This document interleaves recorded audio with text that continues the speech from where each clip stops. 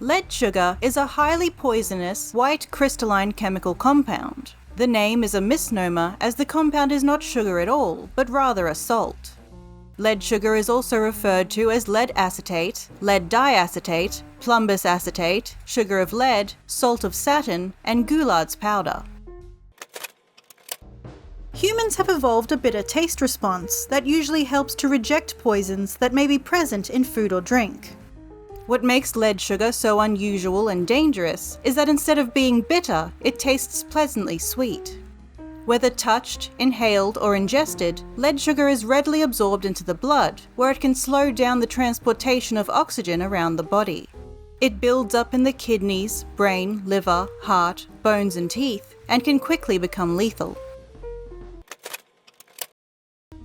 Exposure to a high dosage of lead sugar begins with a burning and dryness in the throat, excessive salivation, and an intense thirst. Vomiting usually occurs within 24 hours, and the victim will experience a tender abdomen with colicky pain that is usually intestinal or urinary in nature. Constipation is a common feature, and urine is expelled only in small amounts. There may also be circulatory collapsing, headache, insomnia, depression, convulsions, exhaustion, and finally coma leading to death. Exposure to small but repeated doses may be identifiable by a blue line appearing along the gums. Similar gastrointestinal issues to the high dosage may occur, the difference being that urine may appear deep red in color. Other symptoms may include numbness, cramps, weakness, or paralysis and reduced muscle tone of the lower limbs. Ancient Romans used lead sugar as a sweetener. They would boil acidic grape juice to create a concentrated sugar syrup called sapa. During this process, either lead or lead-lined pots and utensils were commonly used. The lead compounds would leach into the sapa, creating what we know now as lead acetate or lead sugar. This was added to sour wine as a sweetener, or sometimes added to fruit in order to preserve it, in turn causing lead poisoning to the consumer.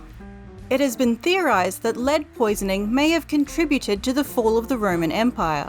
This is because only the wealthy elite could afford to drink large quantities of the toxic sweetened wine, which they drank from lead vessels.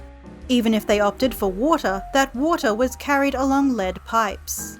These high levels of lead in turn caused organ failure, gout, infertility, and dementia.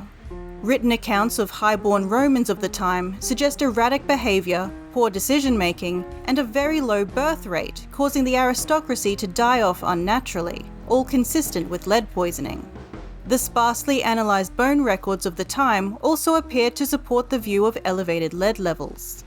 Most historians agree that the extremely high intake of lead would have led to rampant lead intoxication and could have been a small contributing factor to the fall of the Roman Empire. However, there are several more prominent and historically accepted reasons for the fall.